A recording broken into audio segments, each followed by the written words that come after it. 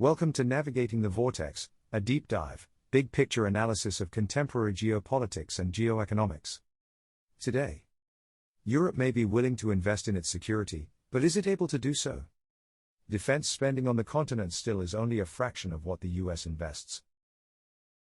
The last week has left European leaders in little doubt that they will be mostly on their own when it comes to providing security guarantees to Ukraine when Russia and the US have made a deal on the future of the country.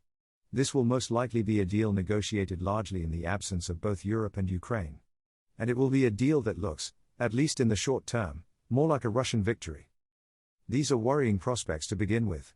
They are further exacerbated by the fact that Europe is ill prepared for a future without a significant US security presence on the continent that has, since the end of the Second World War, kept America's NATO allies in Europe safe, first from Soviet and then from Russian aggression. For these past 80 years, since big three allies of the Second World War divided Europe into a Soviet and an American sphere of influence in Yalta, the bill for European security has mostly been footed by Washington, much to the annoyance of US presidents past, and especially present. Even 3 years into the largest land war on the continent since 1945, European defense spending is dwarfed by America's. There have been significant and real-term increases in military budgets in Europe since the start of Russia's full-scale invasion of Ukraine.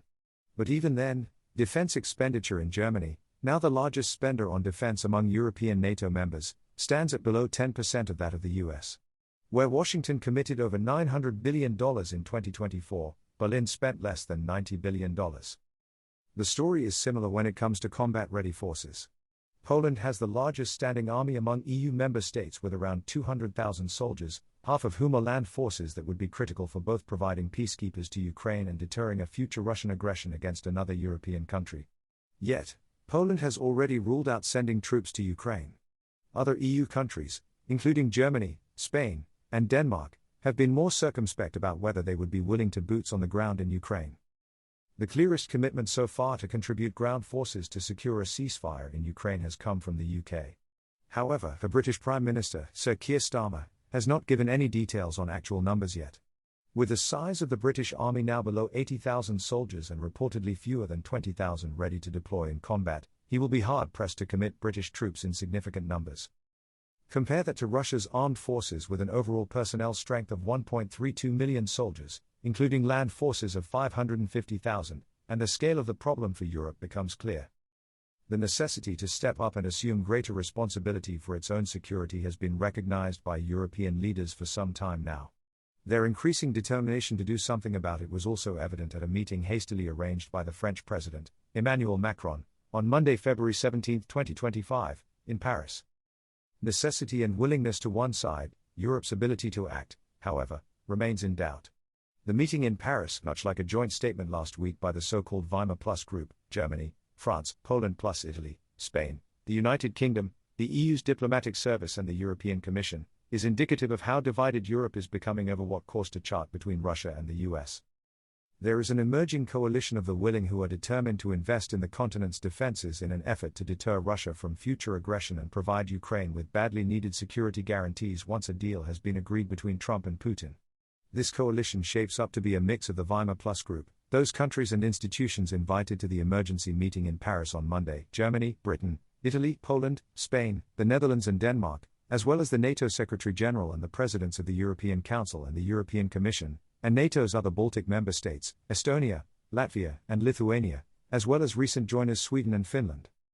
Potentially, this is a formidable alliance. But as the debate over the commitment to ground forces already indicates, this coalition is far from a unitary force. And even if they were, their ability to act fast and decisively is hampered by the financial constraints they face.